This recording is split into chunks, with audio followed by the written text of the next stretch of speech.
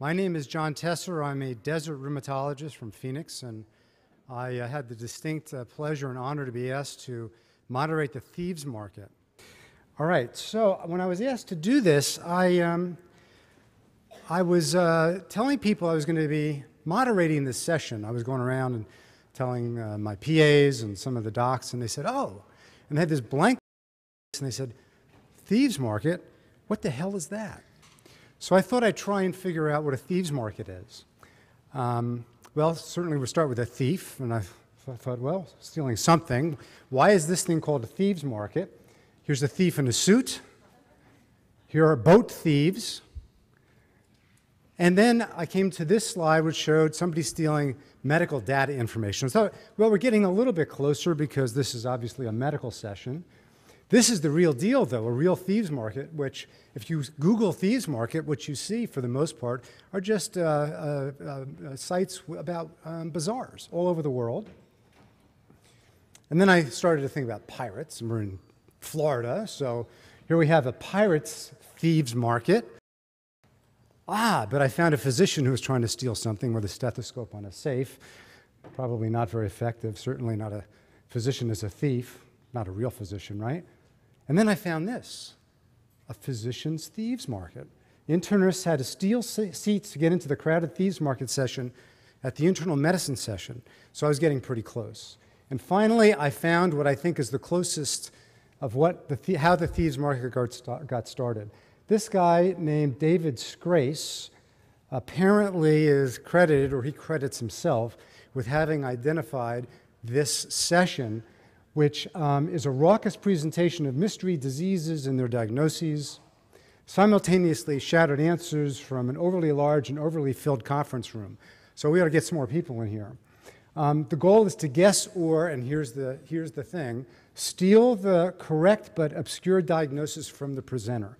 So that's what this is all about. Notice that shouting is not only encouraged, but it's required.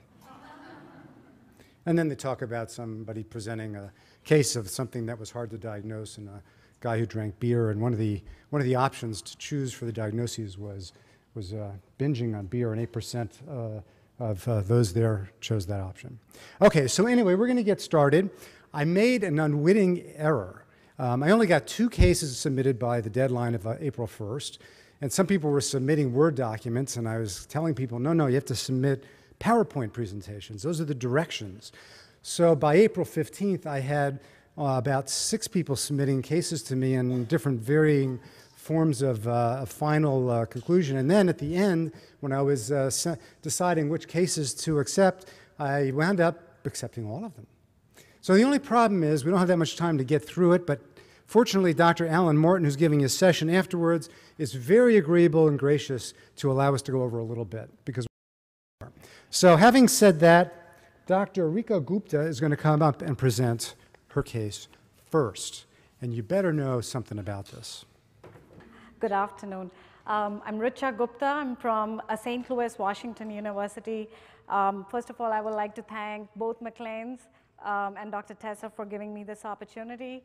And just at the same note, some of the other fellows in this room and myself, we've been here since Tuesday evening by RIF, and it's been incredibly exciting for us fellows. So with these spirits, I'm going to share this case with everyone. So I kept the title as It's Not Just a Rash, and let's see what we have here. So there's a lot on the slides. Dr. Tesser really wanted very limited number of slides, so I'm going to probably point and just go over the pertinent positives and the history as I go by. So we have a 55-year-old Caucasian male with past medical history of ulcerative colitis, which actually has been in remission for the last 20 years, and he's on mesalamine with a family history of skin psoriasis in his son, presented to our institution for a second opinion in September of 2011. The positive history was of a right inguinal mass, which started in 2005. This mass started as a pea-sized mass. In a couple of months, it grew to a hard-boiled egg, as he describes it. He underwent an excisional biopsy. It was a lymph node which they had taken away. It showed follicular hyperplasia. Next